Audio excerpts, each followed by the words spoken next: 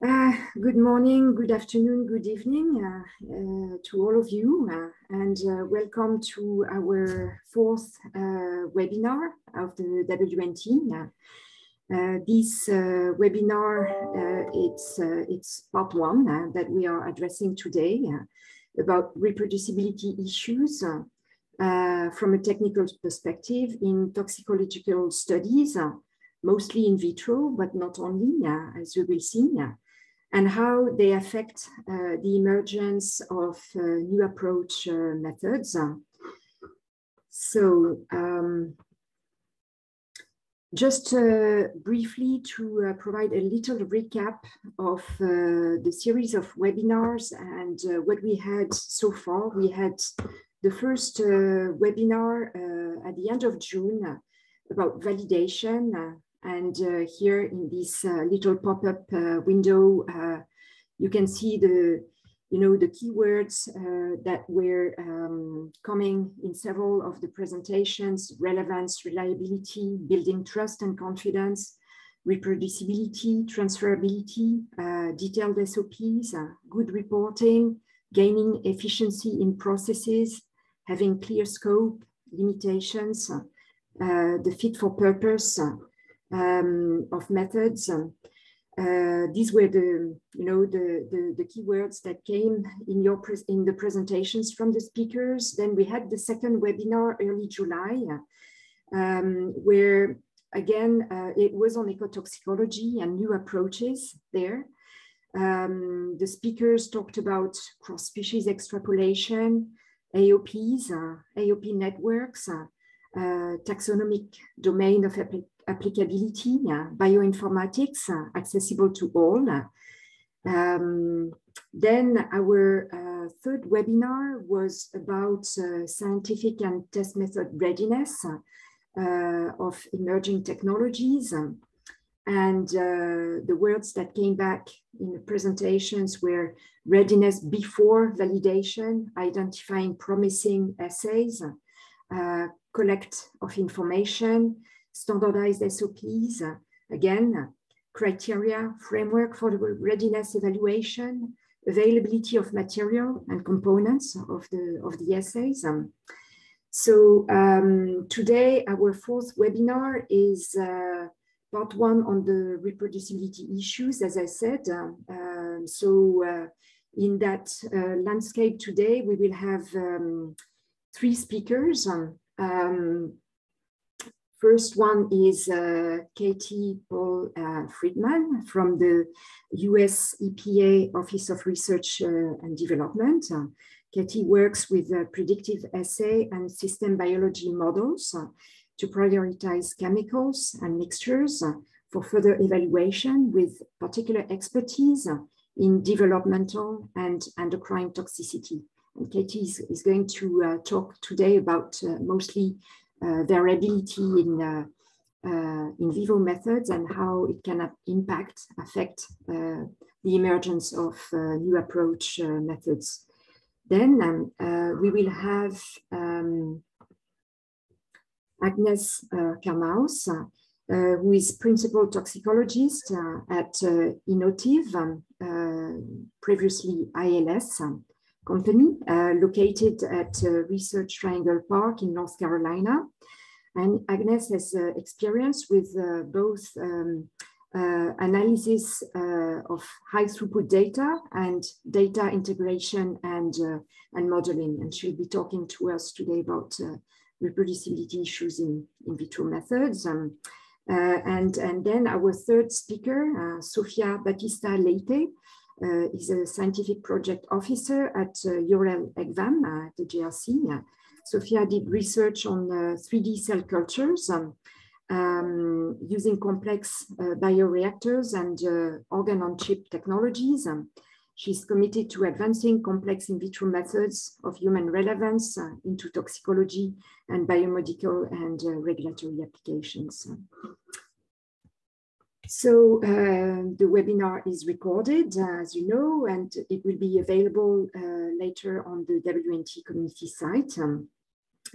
Attendees may use the chat box for discussions, questions, if you have also ideas you want to share. And there will be a short webinar report prepared by the Secretariat and the WNT workshop steering group as material for the December workshop. And just on this last slide, let's remember the purpose of this series of webinars. It's really to collect food for thought for the WNT and reflect on the challenges with the standardization and validation of new methods and emerging technologies. Help also the design of the agenda for the December WNT workshop with the idea of selecting 2 to 3 meaningful issues to address at the workshop. The workshop will mostly be about the working practices, the processes that need improvement. Please make use of the chat box today and during all these webinars to share your thoughts and proposals. And with that, I think I'd like to end this introduction, and I'll give the floor over to Katie. Katie, do you want to? Hello, everyone. Thank you, Anne.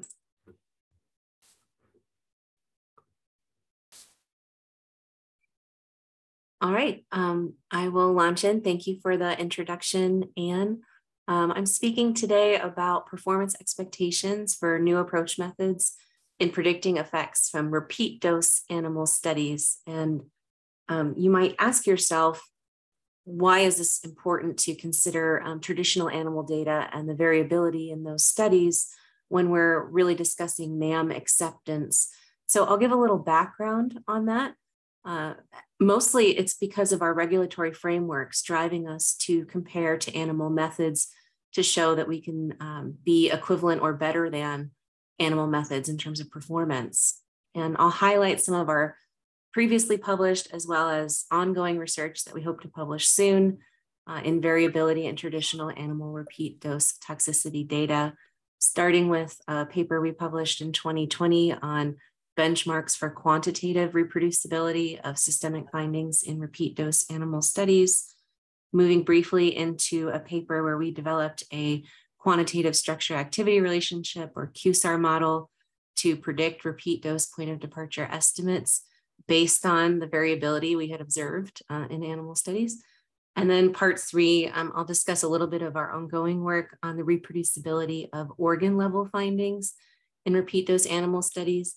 And I think this is important because it not only determines the types of approaches we take in trying to develop NAMs to replace repeat dose animal studies, but it also gives us an idea of how many NAMs we might need to replace those, since it may not be one-to-one.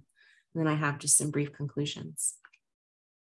So from a US perspective, we can look to the Toxic Substances Control Act to understand the acceptability of NAMs for risk assessment. And this is simply one example, but I have some quotes from TSCA, as we abbreviate it, that the administrator shall reduce or replace to the extent practicable and scientifically justified, but that these NAMs need to provide information of equivalent or better scientific quality and relevance than the traditional animal models. And I believe there are similar statements in other regulatory frameworks as well, including REACH. And so this drive to understand what are the multiple facets of validation of NAMs. Perhaps one facet we have to address is what is the comparison to animal tests, and truly how well did the animal tests themselves perform? And that's where a lot of our work the past couple of years has been targeted in terms of really trying to define how well did the animal tests perform, and how does this then define our expectations of in silico and chemical and in vitro models for predicting toxicity moving forward, in this case, repeat dose toxicity. And I state this truism a lot, that our new models trained using these data from animals really cannot predict those same animal data with greater accuracy than a replicate animal study would reproduce itself. Typically, as you know, we define variability in two different ways. There's kind of quantitative variability, which is a variance measure of how far your values might be spread from the average. So you might have a distribution like this blue one, where your values are all very, very tight, or you might have a particular value, low value, where the values spread out a lot, like the green distribution. And so we'd like to understand typically, how do animal studies perform? Is it more like the green distribution or more like the blue distribution? There's also qualitative, which I think is a little bit more common in the literature. You very typically see some sort of confusion matrix like this, where we expect the predicted NAM to predict the quote unquote truth of traditional toxicology. And then we essentially score the balanced accuracy of a NAM based on really reducing the animal data to positive, negative. And this is a large reduction in complexity of those studies. So if we're going to learn from variable and uncertain data, we have to propagate this variability uncertainty to any NAMs we might develop using it. To do this, a lot of our work has been using the Toxicity Reference Database, or ToxRefDB version 2.0. This is a large publicly available resource of data. These data are largely regulatory toxicology studies that align with the health effects guidelines from OPPTS in the US that have corresponding guidelines in the OECD test guideline framework. And it's mostly repeat dose study information, chronic, subchronic, developmental, subacute, multi-gen reproduction, and then a smattering of a few other types of studies. And predominantly it's from pesticides. We've curated a lot of data evaluation records, or DERs, from the Office of Pesticide Programs, but we have other sources as well to try to expand the chemical space and study space. And you can see all of this is public, and actually, since I made these slides, we've released ToxRefDB version 2.1. So we continue to iterate on this public resource. So part one, as promised, we published this paper in 2020 on defining benchmarks on quantitative reproducibility of systemic findings in repeat dose animal studies. We had several research questions. One was, what is the range of possible effect values for a given replicate study for a chemical? And to define this, we used a couple of statistical approaches, including the residual root mean square error. This is an estimate of variance in the same units as the systemic effect values. So in this case, log 10 milligram per kilogram per day. And we can also use this RMSE to define essentially a minimum prediction interval or a reasonable estimate range for some NAM to predict a new repeat dose point of departure value. We also asked about the maximal accuracy of some new model that attempts to predict effect values for a chemical. And to do this, we developed a model of variance that includes an estimate of unexplained variance, which necessarily limits the R squared on some new model that would be trained with these reference data. Here, I just want to briefly show you essentially the conceptual model. So we took chemical and study information from many different chemicals in the database. We defined the total variance in either lowest effect level or lowest observable adverse effect level. And then we said, well, that's equal to however much variance we can explain using the study parameters as descriptors in a model. So these are things like the chemical, the study type, the strain, the sex, the administration method, et cetera, plus some unexplained variance, unknown unknowns, undocumented study parameters, et cetera. And we used two approaches to quantitatively explain this conceptual relationship. And really, they differ in the stringency of how we define a study replicate. So in our multilinear regression modeling approaches, abbreviated MLR, this is not stringent at all. We say any repeat dose study of a particular chemical is a replicate. This is good because it maximizes the N and decreases the impact of potential outliers. But it makes this assumption that study contributors, study descriptors contribute independently to variance. And to the extent that that's not true, and we know in some cases that's not true, you might inflate your estimate of error. We also used an approach that was exceedingly stringent in defining replicate, where we required chemical, study type, species, sex, administration method, that whole combination to be identical in order to define a study replicate. This means that the overall N was about 10% of the original. So it's very small. So then this may bias the variance estimate because we're looking at a really small set of studies. However, it better accounts for the possible interactions among study descriptors. So because neither approach was entirely right, we made a lot of models. We developed 28 different models. This is an overview of how we did that. We took the database. We looked only at adult systemic effects from oral exposures. We used our 2 different stringency levels, not stringent versus very stringent. And then we also subset those data sets by study type. So in the end, we end up with a lot of different estimates of total variance, unexplained variance, and then that RMSE value, which we think is truly useful because it's in those log 10 mg per kg per day units, and it's an estimate of variance in those point of departure values.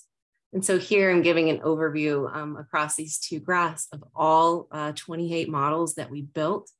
And rather than lingering on any of them, I would highlight that you see some consistency here. The total variance, regardless of the type of data set or modeling approach we use, tends to approach units of 0.75 to 1. This is log 10 mg per kg per day squared, which conceptually is hard. MSE, that unexplained variance, tended to be, about a quarter to a third of the total variance. So almost a third of the variance we really couldn't explain using the study descriptors available. And then our RMSE value tended to approach about 1/2 log 10 mg per kg per day. And if we use this to define a 95% minimum prediction interval, I think it's quite useful. Here, I promised that we also looked at the percent explained variance. And as I hinted, we could really only explain about 55 to 73% of the variance, depending on the model.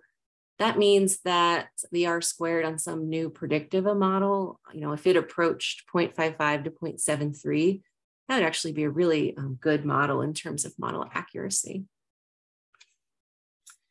Here I'm showing the prediction intervals that we derived for all the different models. The takeaway here is that if the RMSE is a 1/2 log 10 mg per kg per day, then that prediction interval, if double-sided, is approximately plus or minus 2 times 1/2. So it's plus or minus 1 log 10 mg per kg per day. So practically what that means is that if you had a true value of 10 milligrams per kilogram per day, a pretty good NAM to predict that point of departure would give you a prediction somewhere between 1 and 100 milligrams per kilogram per day. Part 2, we developed a structure-based QSAR model informed by this variability. So we did several things in this paper, but the primary research question that's bolded here is the one I'll focus on, which is, can point of departure from a QSAR model be represented as a confidence interval based on estimates of variance in the training data? So we constructed QSAR models using a POD distribution that we created based on that 1/2 log 10 mg per kg per day average variance value. And here's a little bit of how we did that.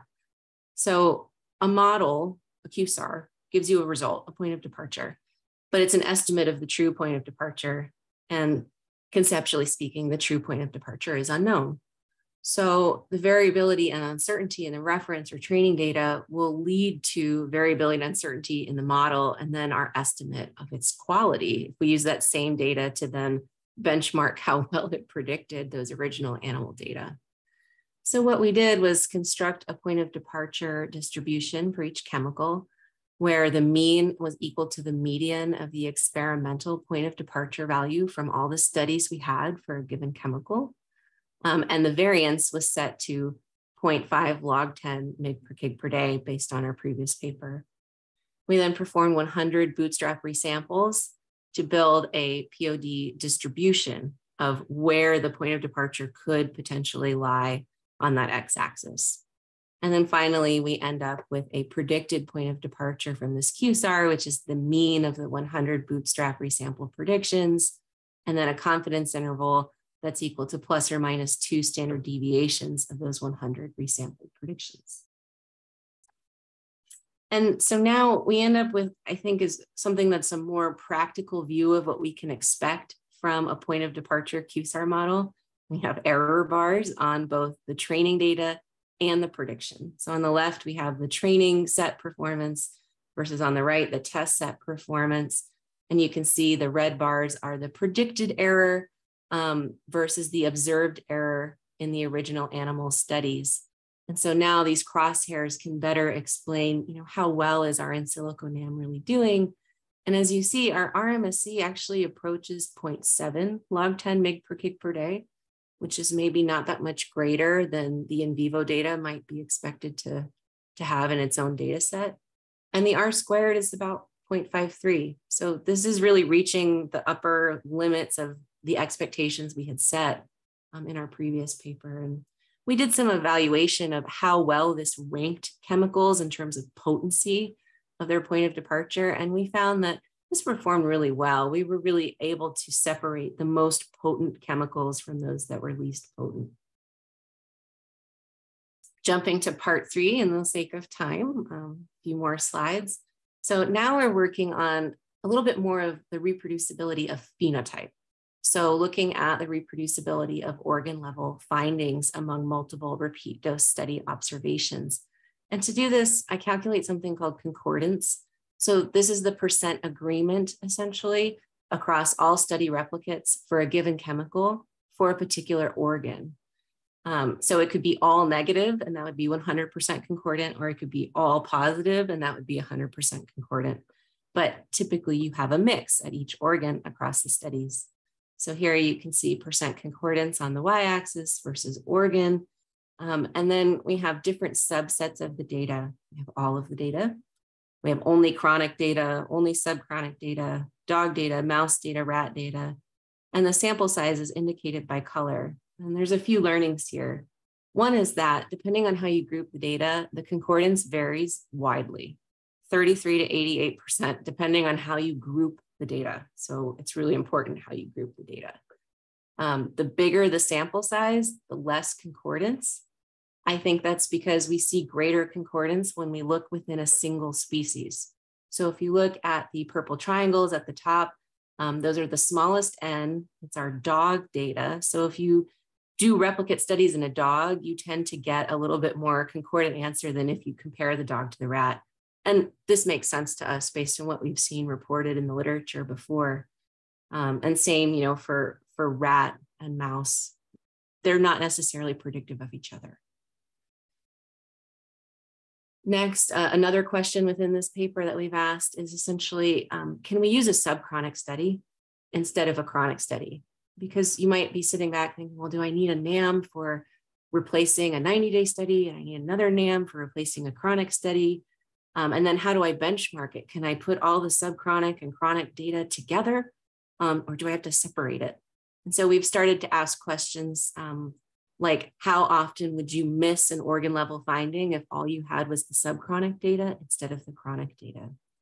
And what we find using odds ratios is that a positive in a tissue in the subchronic study tends to indicate a greater likelihood of a positive in a chronic at that tissue, where a positive is any finding, any histopathology or weight change or clinical chemistry related to that tissue. It's a permissive definition and it's not based on adversity.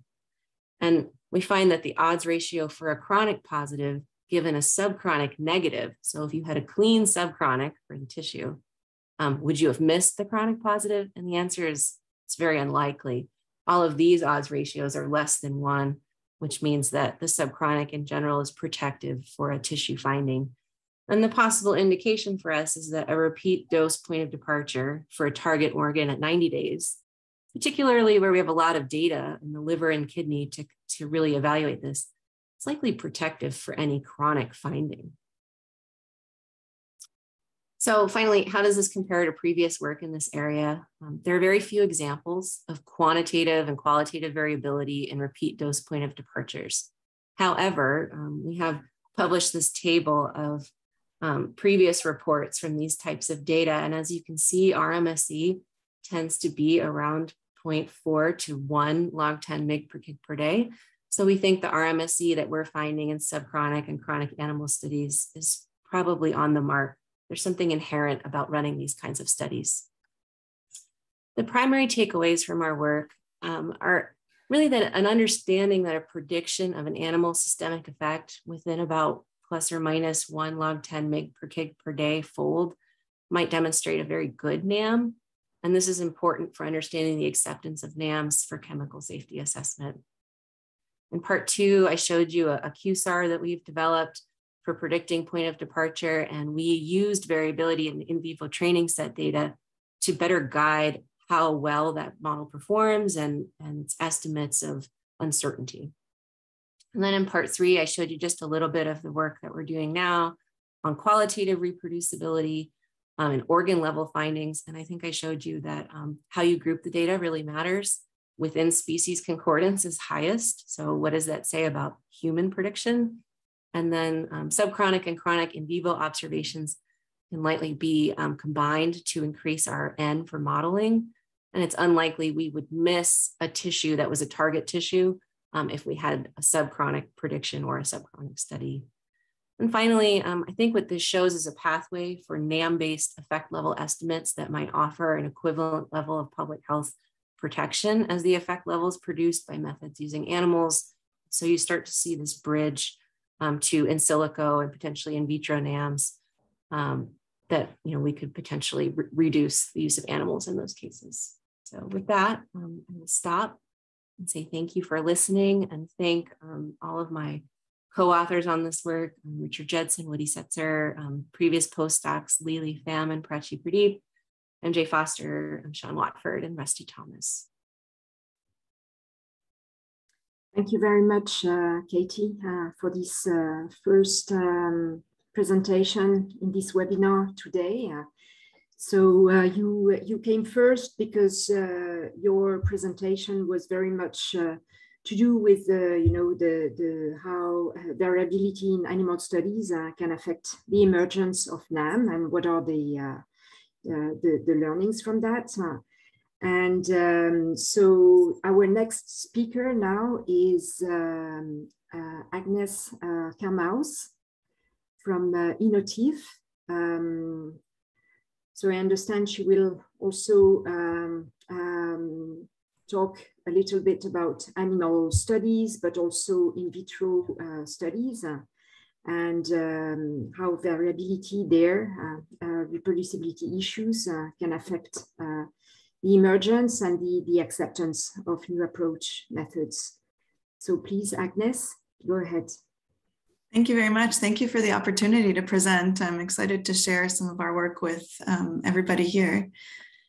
Today, as mentioned, I will take off very much where Katie has presented right before me. I think this is a really nice transition. We have done some similar work focusing on how the in vivo guideline studies can serve as a reference for variability analysis to define some confidence interval or margin of uncertainty that can be applied towards alternative methods and set appropriate expectations of the methods being developed to ultimately hopefully replace or at least inform on the same endpoints as the in vivo study. In my role as supporting NICEDM, I also have the opportunity to help work with interlaboratory validation studies and curating in vitro data for access through our web tool called ICE. And I'd like to touch upon some of the lessons learned from there, some of the approaches we take to try and minimize variability or certainly appropriate use and context and understanding of in vitro data, and some of the lessons we've learned from there, which may apply to this discussion as well in terms of understanding sources of variability of in vitro data in specific. So working away from the in vivo and helping transition towards the in vitro topic.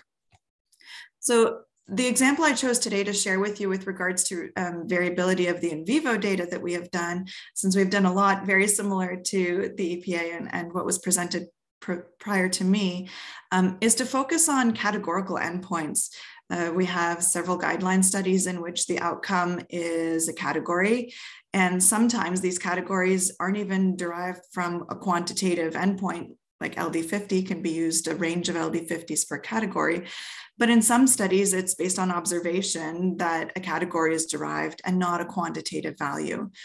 So we've come up with an approach that we use in order to try and identify a reproducibility measure to serve as a variability approach that can look at quantitative data. And in this case, I just want to give a brief example of how we have approached this challenge. And in this case, of course, we're requiring that a chemical has multiple independently conducted categorical studies. So these are guideline in vivo studies. In this case, I have a chemical with 4 different studies. We take any of the studies iteratively. In this case, I've highlighted in red study number 1 as the prior study. In this case, category 3 was what result was derived out of the first independently conducted study. And then we would see the subsequent studies, how often is the same category or which category is identified in those independently conducted subsequent studies. So you can see in the red line where category 3 was first identified, out of the next 3 studies that we have, there was no instance of category 3 being identified again. So this has a 0%. 2 times we have had category 2 and 1 times category 1 was identified. So we complete the table across the row with the prior type number 3 as 33% for category 1 and 66% for category 2. And then we would iterate again, what if study 2 was our prior type? How often do we receive the result of study 2 being a subsequent study? How about if study number 3 was the prior type? And we would work our way through to complete this table.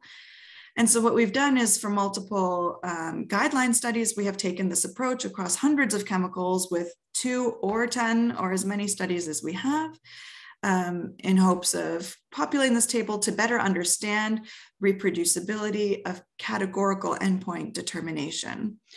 So the one example I wanted to share today was the rat acute oral toxicity.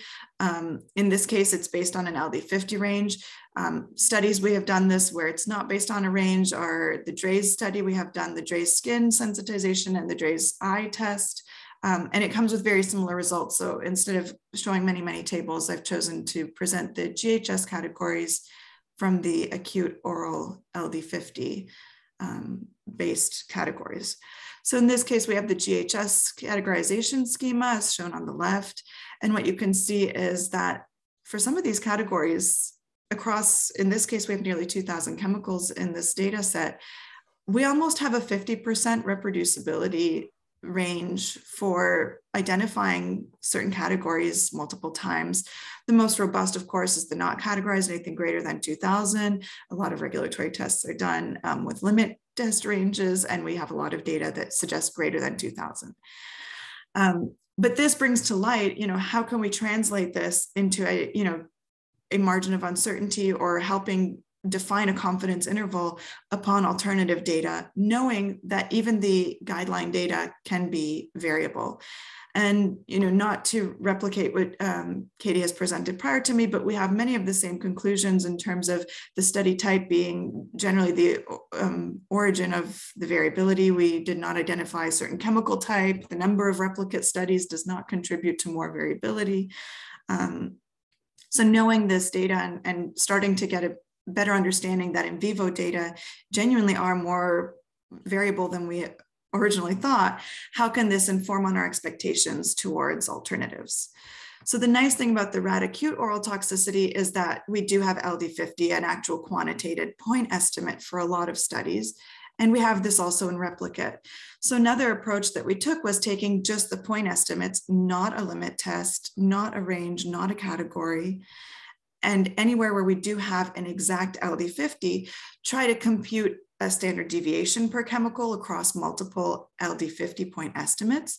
And by sampling that using bootstrapping, can we come up with, a margin of uncertainty that is a representative plus or minus, standard deviation range to define what the uncertainty is across these point estimates.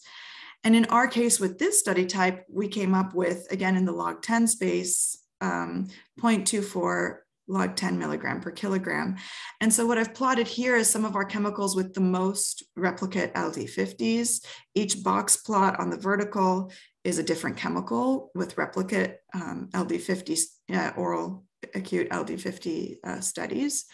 And you can see that this plus or minus 0.24 that is in the blue area really does encompass most of the experimental values, with some of those extreme studies in the circles here that are falling out, and we can identify better what is an extreme value, or maybe that study has been misannotated, incorrect units. We can dive into curating some of those studies that have really different LD50s for that study.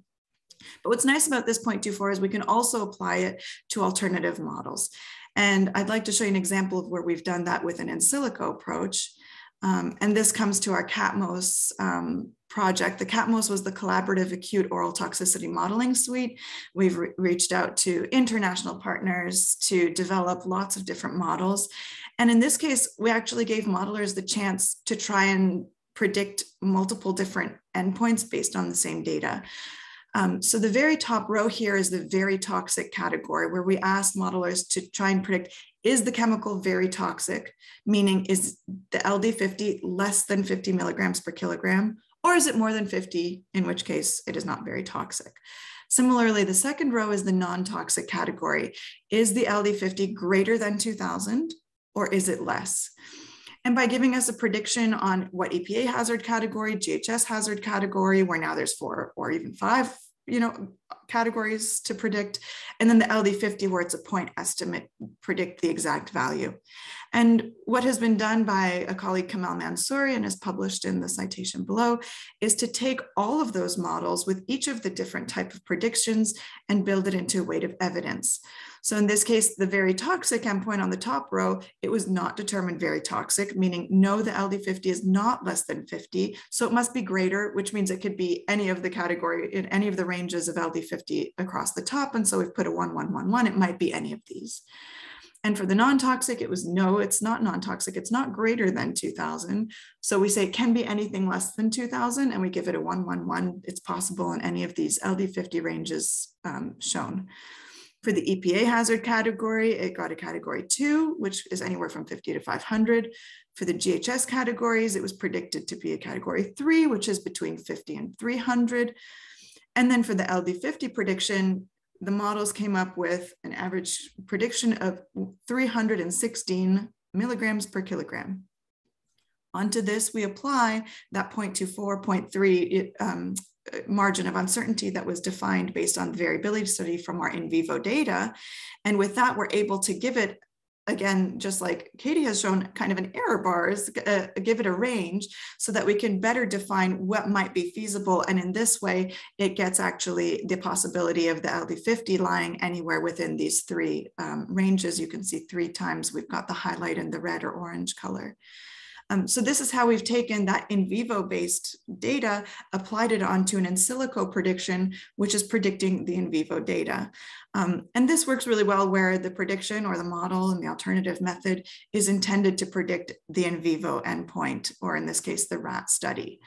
And with that, we can add up the verticals and in a weight of evidence, gain confidence that the LD50 or the potential estimate of LD50 for this new compound would lie between 50 and 300, even though our point estimate was predicted at 316 outside of that range. So the margin of uncertainty can really help better define and build a weight of evidence approach. But in working towards talking about in vitro specifically, as was requested for this discussion, I think we can take a lot of those learnings because they're certainly relevant and really inform how we go about contextualizing in vitro. But I want to give some insights on what we've done with a handful of in vitro data. So one of our projects is the integrated chemical environment. The web link is on the top right if you're not familiar. And the point of this is not only to integrate predictions like the opera that contains the CATMOS I just presented, where you would get some of those weight of evidence predictions, but also high throughput screening in vitro data, as well as in vivo data. It's a compendium of a lot of things, and we have lots of really nice tools. But as we integrate our in vitro data and as we use this ICE tool, the goal is to have curated data within this tool so that any of the workflows that you apply are leveraged onto high confidence data. So how do we identify in vitro high confidence data? As I presented for the in silico approach, we did a weight of evidence. We didn't just take every prediction. We tried to take multiple predictions to define what we feel is a confident estimate. But what have we done with the in vitro data to get that confidence? In this case, we have taken the TOX21, I apologize, and the TOXCAS data. These are all high throughput screening in vitro assays done in high volume with hundreds to thousands of chemicals, thousands of assays in the TOXCAS program. And we've tried to apply some curation to help make sure that the data points you do retrieve are those of high confidence. So part of that is to review chemical QC information. The TOX21 program has taken the dosing plates that they use for dosing the in vitro assays to run some NMR or mass spec approaches that can quantify, is the compound we think really what is in the well? Did we do a good job with the formulation? Is the quantity of the compound as much as we think? Are the doses in the AC50s derived what we think it should be?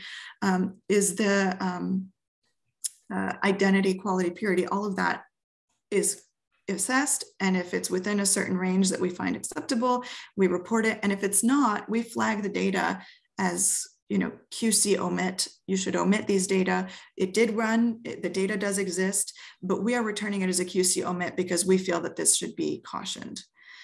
Another example of things we look for is noisy data. Always, we include, of course, good practice, a technical replicate with on the same plate, at least within the study, to have 2 or more replicates of the same chemical sample. And so we can look between samples if the replicates are consistent, and a certain level of consistency is required. Otherwise, it's flagged as noisy data. We also review the concentration response curve. Of course, if the endpoint being conveyed is an EC50, AC50 value, it's based on a curve being fit to concentration response data. So is the curve matching very well to the data, or is the curve having to extrapolate? Some of the replicate values might not be well representing the modeled curve. In that case, we give it a flag if there's a lot of noise there between the data points experimentally and the concentration response curve. These are, of course, applied after the fact, but these are some approaches that we can use to consider, is that in vitro data technically consistent? We also consider assay-specific limitations. Autofluorescence is a big one. Is that chemical a color compound? So colorimetric readouts could be confounded since the chemical has the same color as potentially your detection type. And then bioactivity cutoffs. Some assays are very sensitive. Others have a bit more of a noisy baseline. So where do we set the cutoff to say, we think biological relevance starts at 20% inhibition, 2-fold increase, whatever that cutoff may be, we consider those cutoffs and make sure that we are sufficiently above a cutoff in order to identify what we consider bioactivity.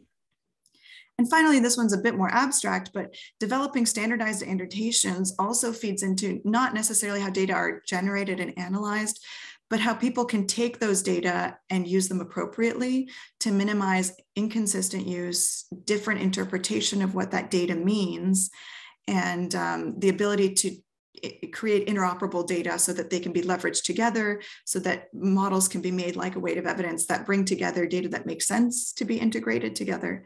And so developing standardized annotations has also been a big piece of how we help our users walk away with something that's technically and contextually appropriately used.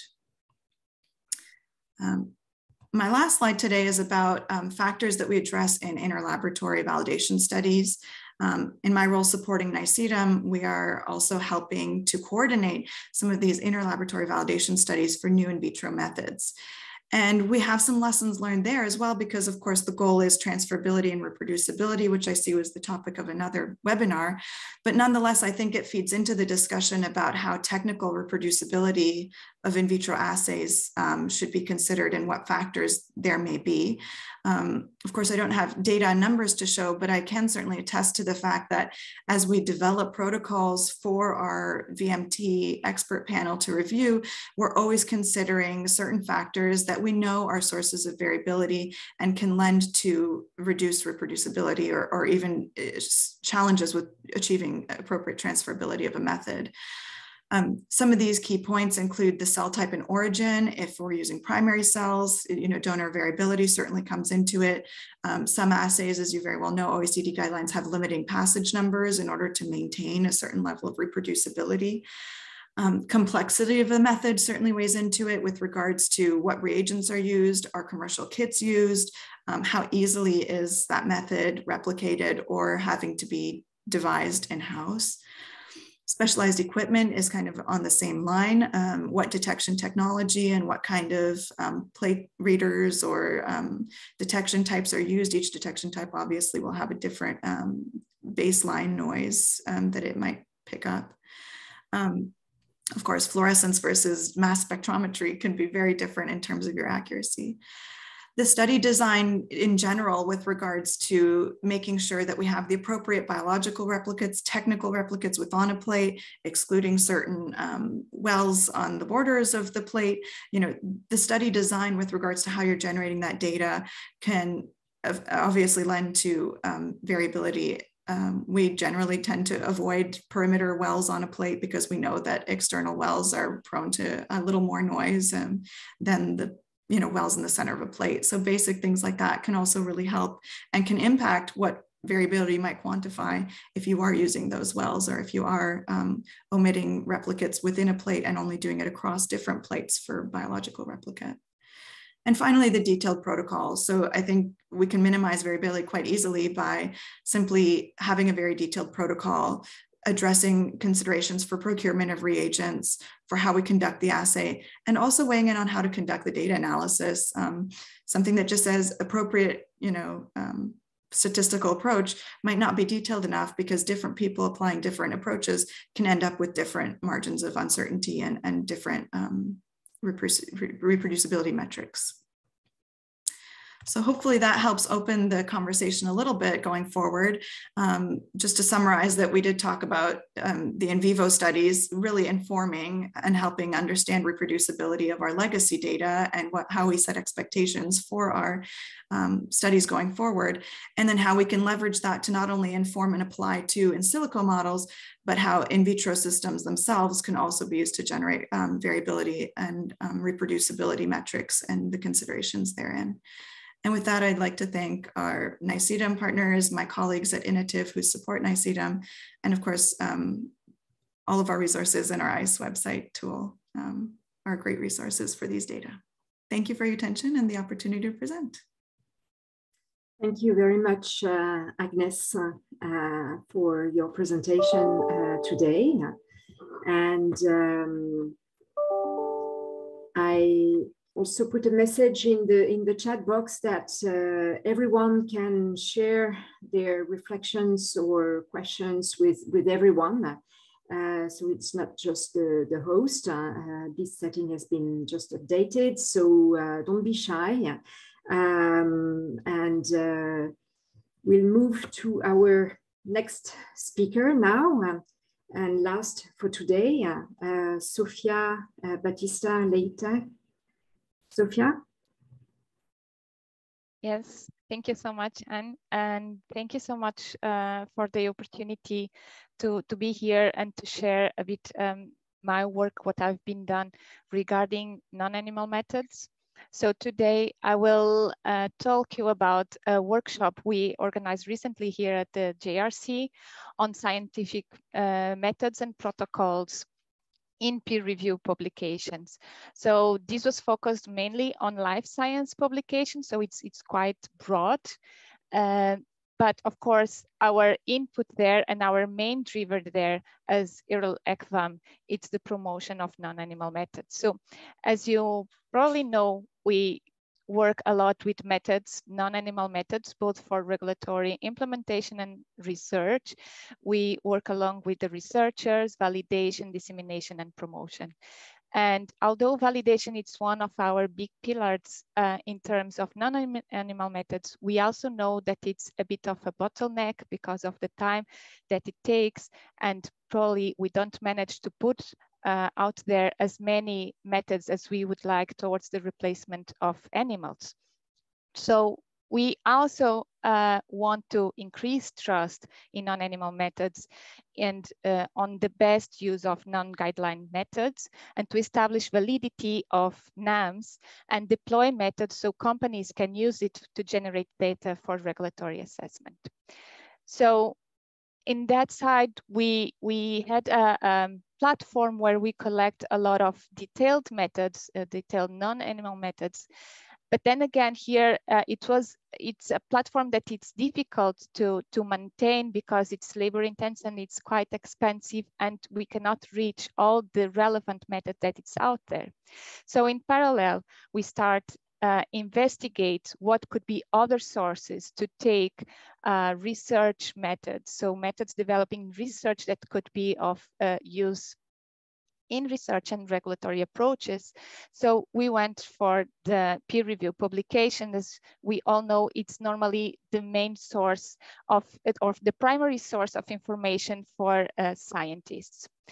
So our idea, it was to try to work with the community, see what the community is doing towards a more transparent reporting of methods and protocols within the peer review publication. And we did a small research of what it's been done out there. And our main, one of the first conclusions we saw is that the majority of publications do not value enough the method section. And what frequently happens, and this was actually a slide that was very much shared during this workshop, it's that you often see reference to other papers, which to the very frustration of scientists and researchers that want to reuse or better understand these methods. So normally there is a series of reference that you keep on digging and digging, and then it ends up either a paper that it's a paywall or that it's not described in enough detail. So how can we reproduce other methods? So the majority of publications, you can see something like this. This was actually a publication from me when I developed a method. And we really wanted to share the details of this method, but there was a bit of a limitation, and this was what I was allowed to put. So 1/20 of the paper to describe in detail. And we believe, and not only us, also the community working on this is one of the bigger triggers or the main triggers for the so-called reproducibility crisis reported by Nature in 2016. And although this was reported at that time, this is still very much inside. So this is a report from the Commission about assessing the reproducibility of research results in EU-funded projects. And you can see when they did a survey to the intervenants, you can see that they interview a lot of people. Still, the majority of them thinks that there is a significant crisis. So there is also discussion, what is a crisis? Should we call it a crisis or not? Or a crisis, maybe it's an opportunity for improvement. And it's a bit what this group here is trying to see as an opportunity. But the references on publications to this reproducibility crisis or reproducibility issues went on during several years. And more recently, probably you saw this news, that half of the top cancer studies fail high-profile reproducibility efforts. So this was actually a funded project that wanted to reproduce the data from cancer studies, and they were supposed to replicate 50 high-impact cancer papers, and they stopped after 18 because they were not managing. And if you go to their website and their results, they pointed out for several things they believe to be blamed for this lack of reproducibility.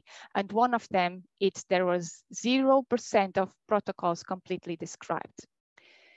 But still, in our research, the second main conclusion we came is that there is a part of this community that is aware of this issue and is taking some initiatives to tackle it. And this was the community that we wanted to collaborate with and try to improve. So some of the conclusions from this community is there is too much focus on data. And don't take me wrong, because my colleagues of this webinar, they were presenting on data, and data it's very valuable, of course, and relevant.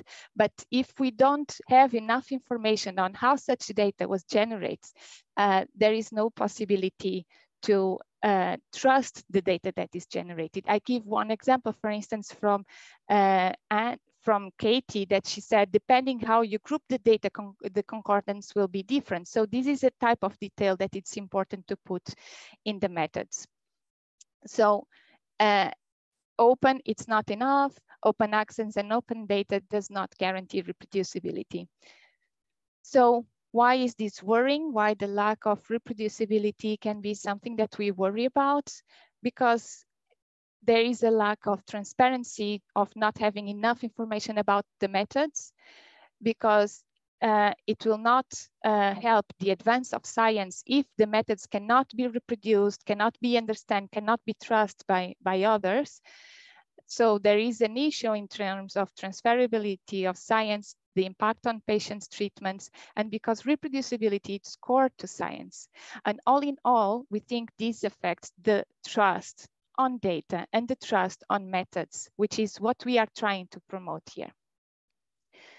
So in another report from the Commission, also it said that it is posited that reproducibility of results has value both as mechanism to ensure good science based on truthful claims and as a driver of further discovery and innovation. So reproducibility, it is important everywhere in science.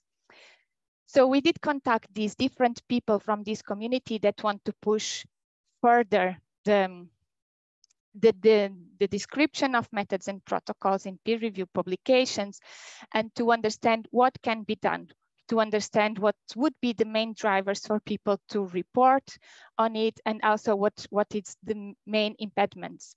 So we selected representatives of editors and publisher houses, funders, because the editors themselves, they said that it's important that funders are also on board, researchers, and also platform managers. So there are some key platform managers or some key platforms that host detailed protocols that have been doing a lot of work to collaborate with editors and publishers in order to access detailed protocols linked to the publications. So here I will put some highlights from the presentations and the participants I had in the workshop. For instance, from Bern Pulverer from Embo Press, which was one of our first allies in this project, that he reported back to 2012, where this theme of transparency in reporting started to be discussed among editors and publishers. And when they did the first workshops that were followed by an NIH workshop with 30 journal editors to identify common report and guidance. And from these came out a checklist that more than 135 journals had endorsed, and that they are putting in place to try to increase the transparency in reporting. Still, there is not much detail in methods, he acknowledged, and he believes that there is this should be revised to increase the importance of methods and protocols. There was also publication from Cell Press about their STAR protocols model, which is a link that you can have in the publications to a detailed protocol. And they try to highlight the advantage both for the author that want to be accurate in the reporting, showcase the technical expertise and credit the work. Because although we know that there are some authors that don't want to share their detailed protocols because of they are afraid of losing competitive advantage, there is many scientists that would be willing to do if they know if they would be rewarded for that, and also if they have clear guidelines on how to do it. So there was a lot discussed also about the assumptions that people do when they are writing their own protocol, and if there is a kind of template or guidance on how to do it, this would be improved. And of course, what would be here also the advantage for the user aspect. So they will find the methods, they would have a step-by-step method description, which is seen as the best way to increase reproducibility, but also information troubleshooting and have expert advice. Then we had also protocols.io, that is one of these platforms that I was telling you about, which is a platform that it's free of charge for users and allows the detailed protocol people to comment on the different protocols. So they are really experts on methods and protocols. And I liked very much this slide shared by Emma, that she took this picture from a recipe magazine where they were showing how to twinkle the recipe of chocolate cookies, just little tweakers in the different places of the recipe would bring many different types of cookies. And if you think about the cookies as data, you see the difference, and you will only understand why these cookies are different if you have the detailed recipe. So then Tracy from Charité Berlin, she highlighted how important it is to have a community advocating for open methods. And to have such community, it's important to reward this type of sharing the methods, the transparency regarding methods, the same way that it's being done for data and for codes. And this should be highlighted in the publications, and that we should have the community on board for this. Also, we had the presentation from the NC3Rs, and they developed the ARRIVE guidelines that you might be familiar with. And the advantage of these guidelines is they are endorsed by many, many journals. So a lot of people using animal models, they are already used on a good reporting and a transparency reporting. And they shared a bit what was the successful of these guidelines. They had the 10 sessions and then the recommended set in a very clear and concise way. So people need to go through it. And also the good news is that they are working on the RIVER guidelines, which would be a sister type of guidelines, but for in vitro studies. So also at the end, we tackled a bit on the impact on the regulatory purposes. So my colleague Ingrid Langsal, she presented on GiveImp, and she also presented on this SciRap tool developed by the Karolinska Institute that could help to go through the detailed protocol, what a detailed protocol should have when it's intended for regulatory purposes.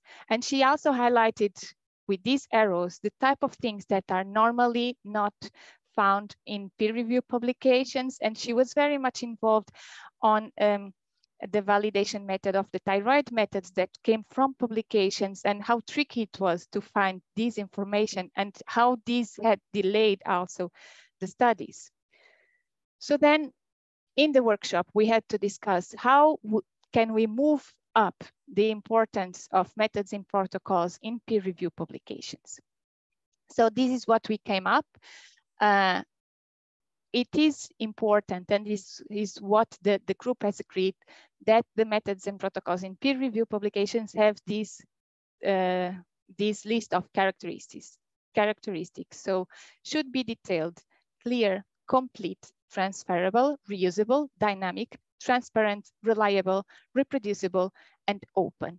It seems a lot, but I think the list of actions or recommendations that we are working on doesn't have to change so much in the culture of the researchers and this community.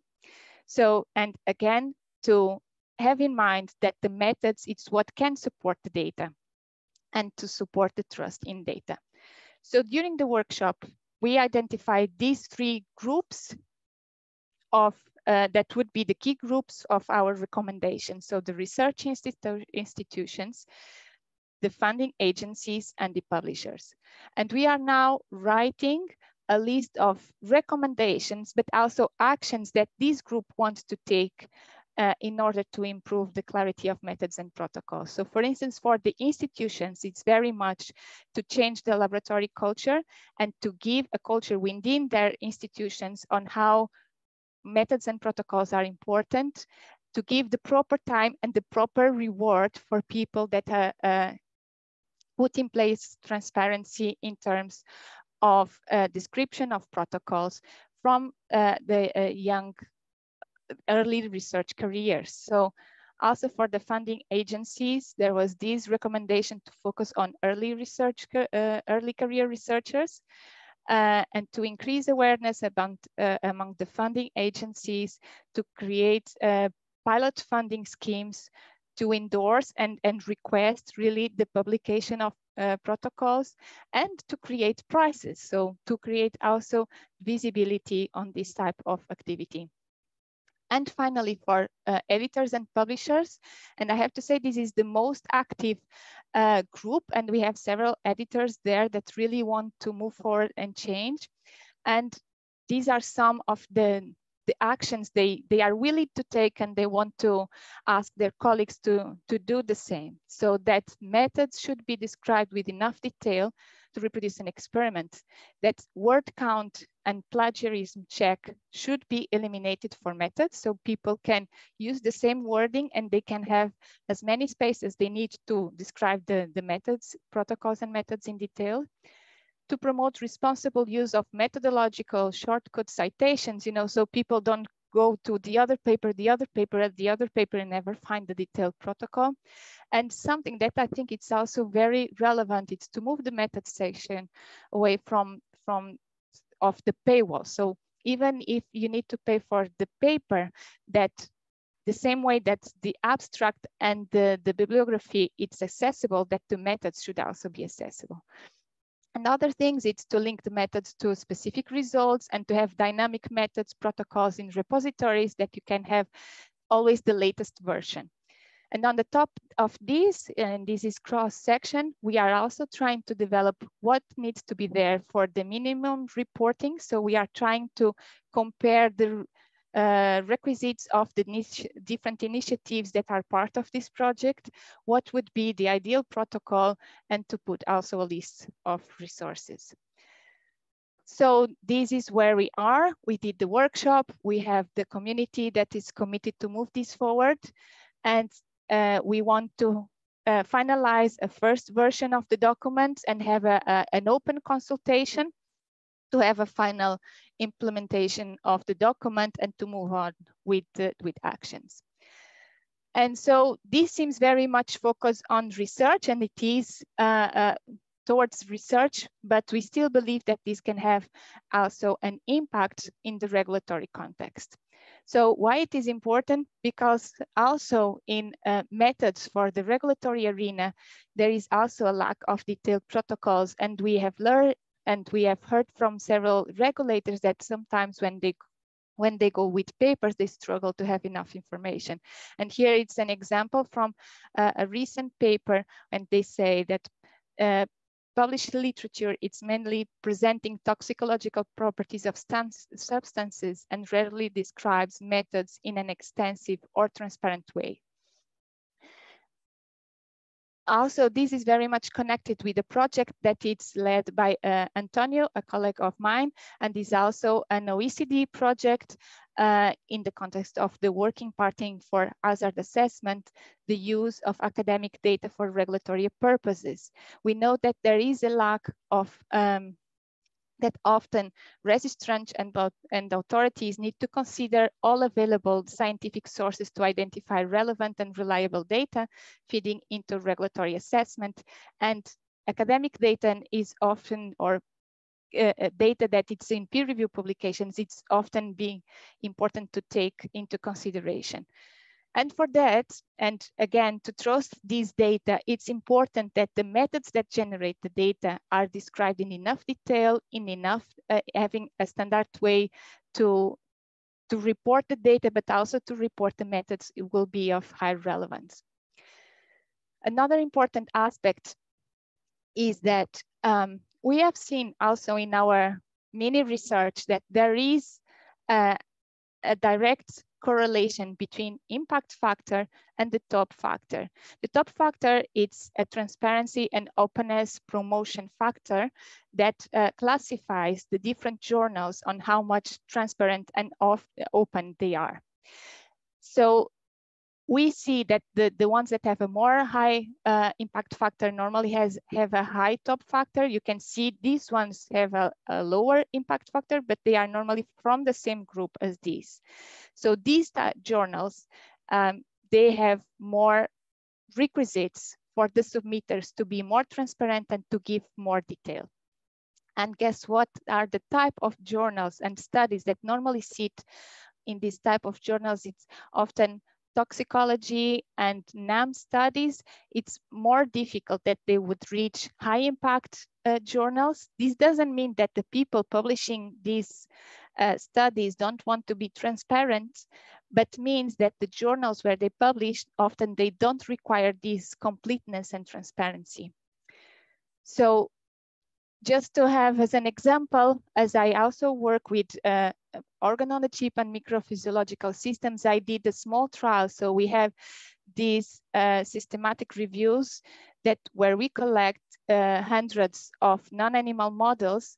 And from there, I select all the organ on a chip or all the microphysiological systems as a new type of NAMs that it's surging, and maybe that they want to be more detailed to increase trust in this type of system. So there were 50 papers that I analyzed, and the sample is not high, but it gives already an idea.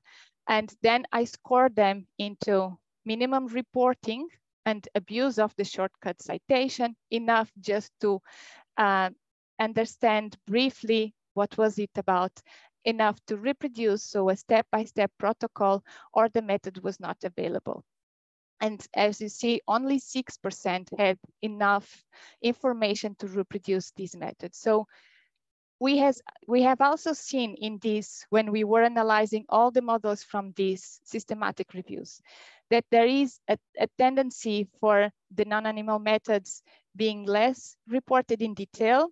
And we think there is the animal methods are better covered for transparency. So there is more reinforcing that the reporting of animals should be clear, which of course it is important for ethics, because there is a mandate by funding entities that this level of detail should be given. There are clear guidelines from the journals enforcing, like the ARRIVE guidelines. There is compulsory training which harmonize the understanding of the operators, but also the level of reporting they should do, and they are more scrutinized. So it is good that all these levels for animal methods are done, but there is also important to invest in the same type of standards on non-animal methods. And I'm not saying that the standards are not there and the guidance are not there, but there is not the same level of awareness. So just to finalize, and the last project I am involved that also related with methods and to have more transparency, it's the so-called method to AOP, which is led by my colleague Clemens. And what we have seen in the AOPs, for the different keys, we have some method information in each one of the key events, but not enough information as the methods deserve. So this proposal, there is a group of people working on this, and Agnes is also part of it, is to have more details. So to have a type of measurement for each key event, and this will be information put by the AOP developers, and then have a more detailed information on the test method that can feed this type of measurement, and can even be different test methods. And then these could be linked to commercial academic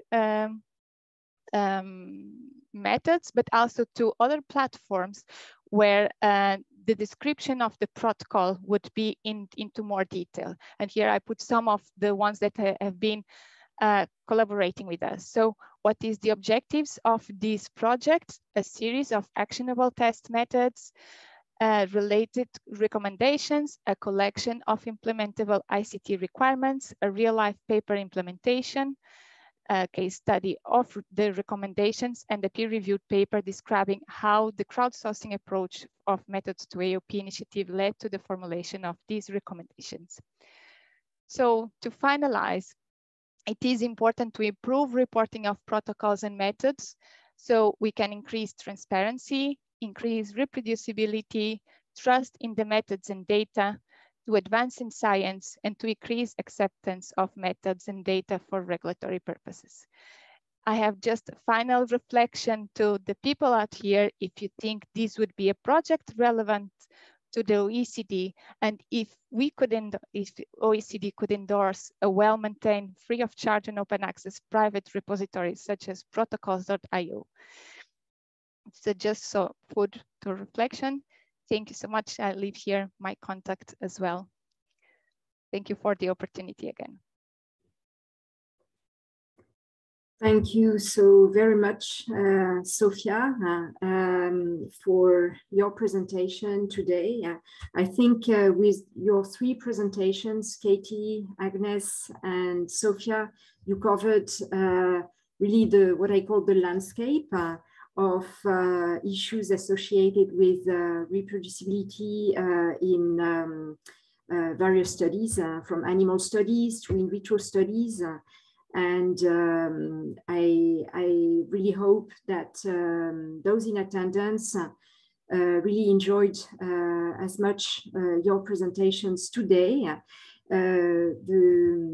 The webinar was recorded, so anyone wanting to go back to some of the key messages and the questions you raised, in particular you, Sofia, in the end, can go back and it's certainly food for thought for further reflection. We'll come back to some of these questions and some of the issues that you all raised today, because I think it really deserves further attention in how we develop test methods and test guidelines, how we ask reporting to be done, etc. So thank you so very much. There are a couple of messages, a few messages in the chat. If people want to continue a little bit, I will not close just now the webinar. I'm going to just close the recording, and you can continue to exchange in the next few minutes in the chat. And you have the contacts of the speakers today. If you want to continue the discussion, feel free.